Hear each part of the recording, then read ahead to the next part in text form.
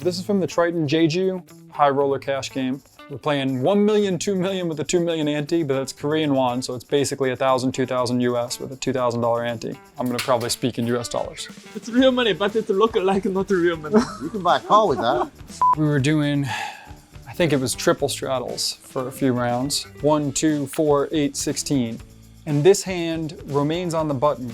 And, you know, I just replayed it before commentating, and the commentator said that he called blind. It's a triple straddle and a button blind call pre-flop. But I'm almost positive they got that wrong. I remember this hand, it was a pretty big one, and I think he called from the button.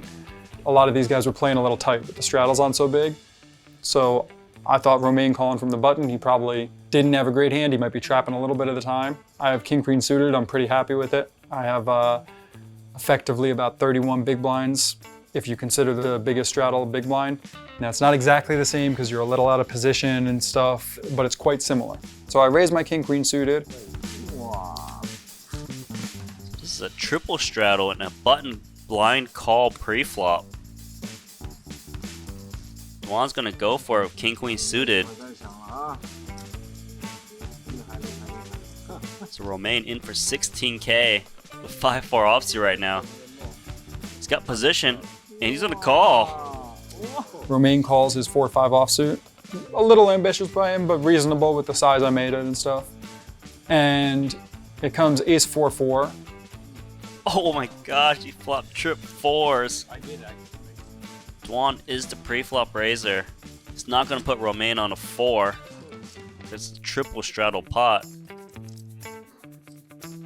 60 million is about 55,000. I bet about 40% of the pot, expecting him to let go of a lot of his hands. He just, with having this effective 31 big blindish stack and people playing tight, he really isn't gonna have an ace in his hand that often.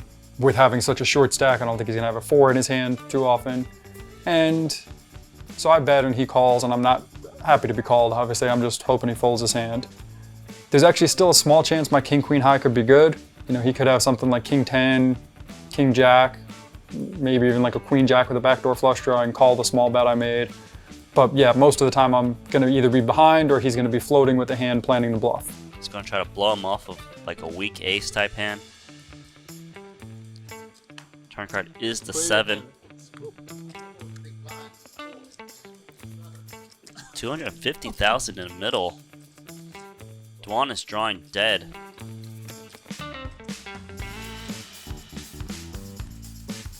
Dwan is thinking about barreling again, but he's going to check. Romain. So the turn's a 7. I choose to check it. Sometimes you're gonna keep going here, but a lot of times it makes sense to give it a check. Romain checks behind. Then the river's a queen, so I hit 2 pair. If Romain had an ace or a 4, obviously this doesn't make a difference. But he really, you know, he probably doesn't have an ace that often. He probably doesn't have a 4 that often. And I think some of the hands he had that I beat are hands like 6s, 8s, 9s, 10s. So obviously this queen would mean I'm now ahead. That said, if he has a hand like 6s, 8s, 9s, 10s, you know, he's just not gonna be betting very often. But if Romain had a hand like queen jack, there's a small chance he could bet it. And he can definitely have a bit of bluffs. And I'm getting basically 4-1 here, so I need to win about 20%. And I think if you watch this hand and look at my facial expressions, you can tell that I don't think I'm winning much over 20%. But I guess at the time, somewhere in my head, I thought it was just a little bit over, and I threw the chip in and got the bad news. And he calls. Wow. 400K pot. What a hand to end this episode. Romain, a big winner, as well as Lang Yu. We'll see you for the next episode. Now we're on to the next one.